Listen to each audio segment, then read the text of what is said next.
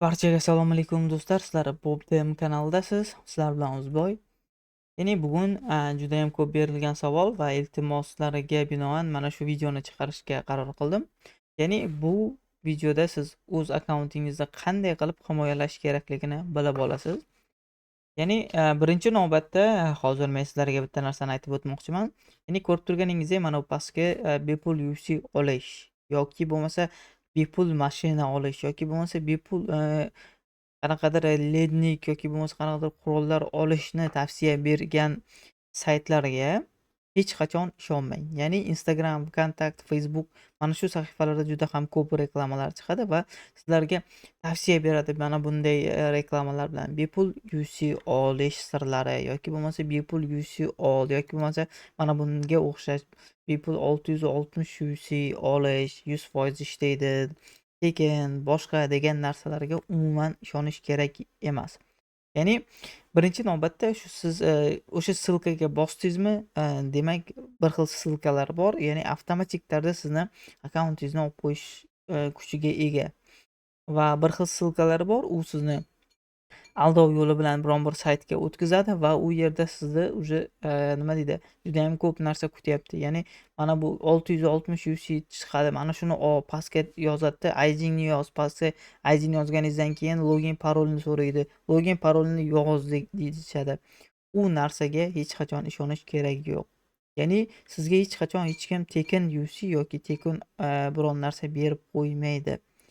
Ya'ni tekin narsa olish mumkin qachon? Qachonki biron bir taniqli blogerlar konkurs o'tkazsa, o'sha yerda yutsangiz, sizga bepul misol uchun qanaqadir sovrinlar berishi mumkin. Unda ham agar sizni login parolingizni so'rashsa, hech qachon rozi bo'lmang. Shunchaki ID raqamni tashlash orqali ham sizga ular xohlagan narsani sovg'a qilisha oladi. Ya'ni bitta ID orqali ham UC solib berish oladi, ham sizga xohlagan bir predmetni sovg'a qila olishadi. Buni eslab qolinglar va endi videomiz davom ettiramiz. Va ko'rib turganingizdek akkauntingizga kirib olasiz birinchi navbatda va nastroyka bo'limiga o'tamiz. Bu yerda ko'rib turganingizdek tepada Facebook ulangan menda. Sizda misol uchun faqatgina mana shu yerda Facebook yoki Google ulangan bo'lsa, sizga tavsiya beraman mana bu pastki qismida emailingizni ham ulashni. Ya'ni email, Gmail farqi yo'q. Mana shu yerga pochtangizni ulashingiz kerak. Nima uchun? Chunki ertaga akkauntingizni biron bir o'sha qanaqadir saytlarga kirib o'g'irlatib qo'ygan taqdiringizda ham sizda uje ikkita ma'lumot bo'ladi. Va uchinchisiga yanada kuchliroq qilish uchun nomeringizni ham ulab qo'ying. Bu degani siz endi 3 karra misol uchun ma'lumotingiz bor. Ya'ni akkauntingizni qaytarish uchun 3 ta ma'lumotga egasiz. Va nomerni ulash nimaga kerak? Pastga tushganingizda mana bu yerda akkauntni yanada xavfsiz qilish uchun mana bu narsani yoqishingiz kerak. Nega? Negaki buni yoqqaningizdan keyin siz akkauntga kirishda faqatgina kod yuborish orqali kira olasiz. Ya'ni telefon raqamingizga kod keladi, uni yozasiz va akkauntga kira olasiz. Va boshqalar ham xuddi shunday.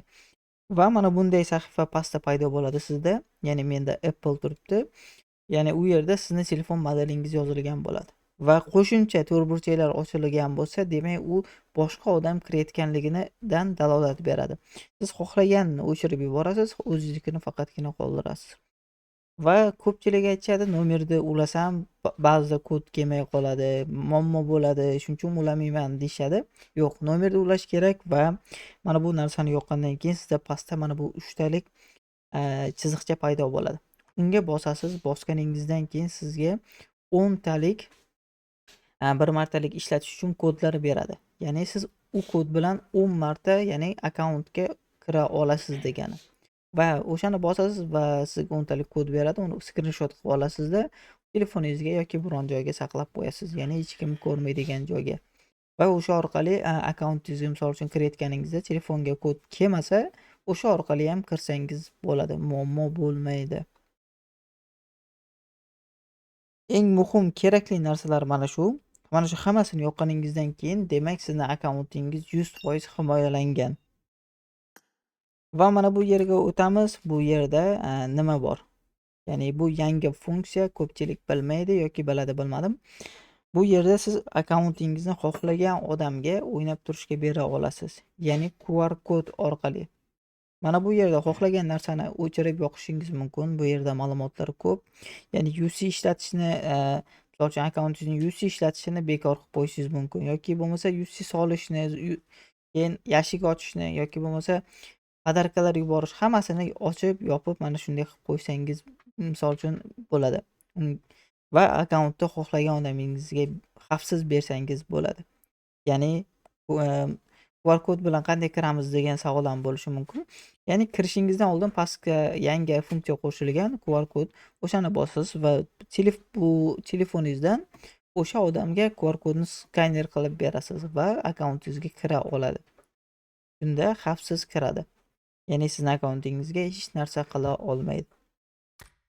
Shu bilan mana shu xavfsizlikni kuchaytirish uchun mana shu videoni qildim. Agar videoim sizga foydali va videoim yoqqan bo'lsa, bizga like va podpiska bosishni unutmanglar. Biz sizlar uchun yanada ko'proq ma'lumot va yanada qiziqarli video chiqarishga harakat qilamiz. Sizlar bilan Uzboy va BobDem kanali.